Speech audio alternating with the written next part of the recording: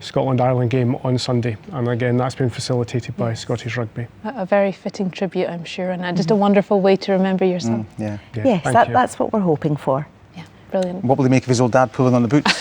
He would have a good laugh, basically. He would have a good laugh. Well, look, thank you both very much indeed for speaking to us. That's an absolute pleasure. Thank you for having us. Thank you.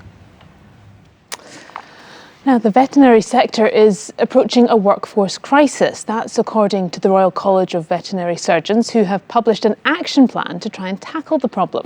Across the country, vacancies are going unfilled, and the issues which have led to this point are complicated. Increases in pet ownership during COVID, the cost of living, Brexit, and an industry struggling with poor mental health are all to blame. India Grant has this report. Mary Jo is a vet on the Black Isle. She works long hours attending to pets, farm animals and emergencies. But for many vets, the increasing demands of the profession are becoming too much.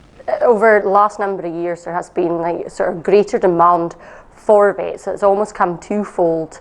During the pandemic, everyone got pets, so that sort of increased our need for vets in the small animal part of the practice.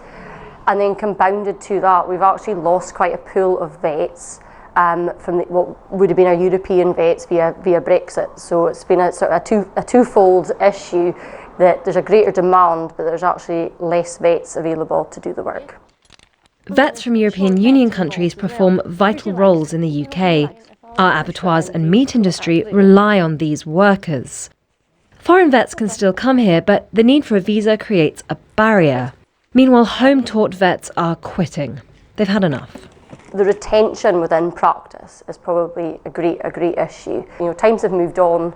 We need, the profession itself does need to move on so much as well to accept that nobody wants to be working 60-hour weeks anymore.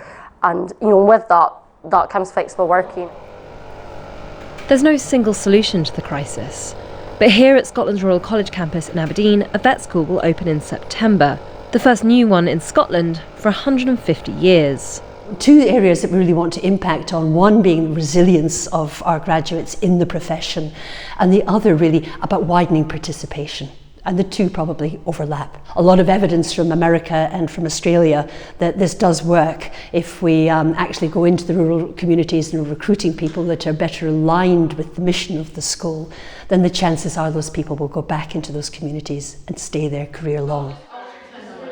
The new vet school says it will get graduates into practices as early as possible, giving them hands-on experience. These students are training to be veterinary nurses. I asked them if they're apprehensive about getting into the profession. Well, it's exciting to know that there is going to be all this work to do, but at the same time it can be quite scary. I'm quite excited. I can't wait, because I think that's the best part. You know, like me, it's just like, because I do like people and I do like animals, so I think it's the best place for me. I know after working in practice that there is quite a high demand and it is going to be quite stressful.